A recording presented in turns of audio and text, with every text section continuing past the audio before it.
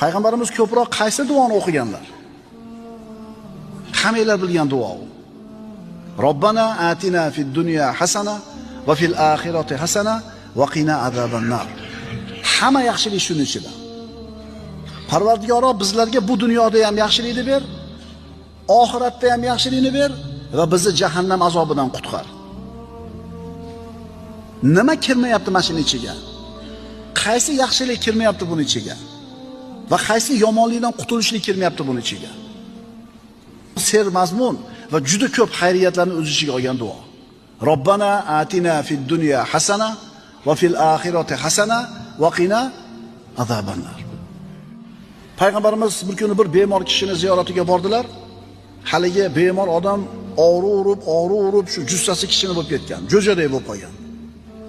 Payg'ambarimiz sollallohu alayhi vasallam biror narsa to'g'risida duo qildingmi yo Allohdan bir narsa so'radingmi dedilar. Haligi bemor, ha, men ey Allohim, menga oxiratda beradigan jazoingni dunyoda tezroq bergin deb duo qilgan edim dedi.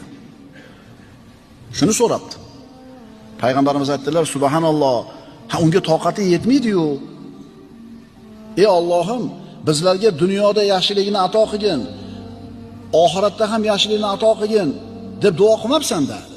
Robbana atina fid dunya hasana va fil oxirati hasana. Haligi odam payg'ambarimiz o'rgatgan shu duoni qiluvdi, shifo berdi. Qani shifo so'ramasdan dardni beraver, oxiratda beradigan jazoni shu dunyoda ele ko'tarib qo'yay deb so'rayotdi, jo'jaday bo'lib qopti, jasadi qiylanib. Endi shifo so'radi, Alloh taolo shifo berdi.